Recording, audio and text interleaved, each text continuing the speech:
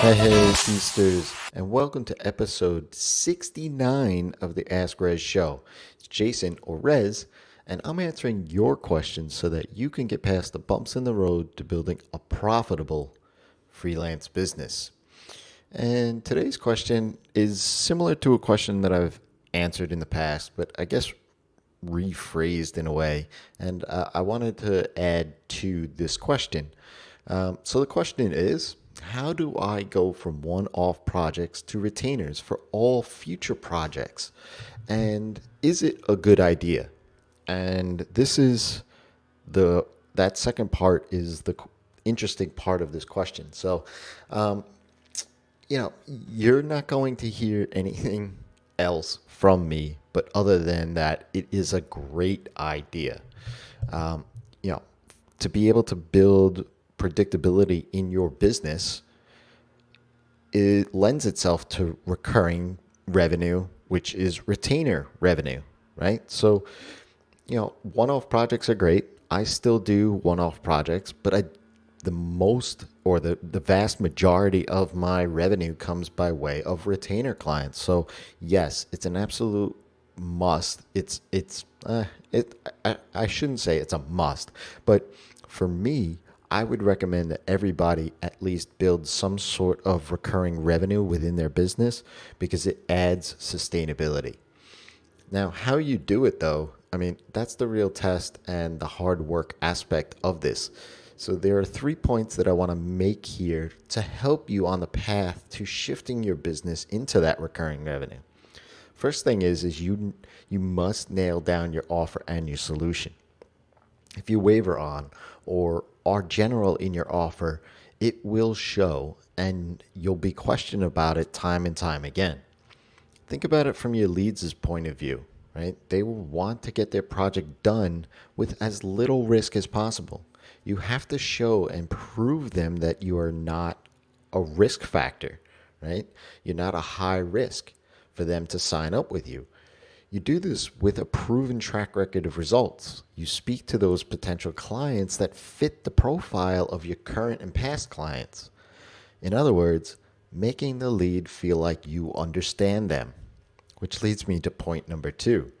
Know exactly who you are talking to and talk in their own language. If you can understand the problem you are solving, then be able to word it in the same way back to your clients or as your clients would to leads, right? So if your clients were talking to your leads, they should be able to connect. You can then speak to the solution that you're providing, making it a complete no-brainer for them to sign up. Let me explain this in another way, right? Because I think this concept of echoing back your client's language is a little difficult.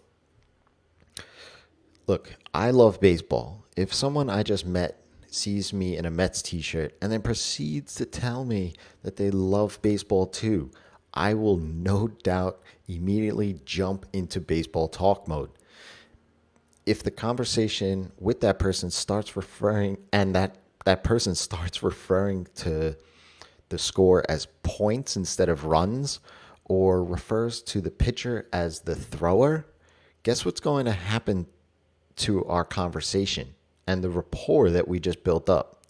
It's going to end, right? I mean, they're not speaking the same language. I feel like they don't really understand baseball at that point. And so I'm going to probably distance myself from that conversation. You don't want that to happen to your leads. Point number 3 is you have to stick to your guns.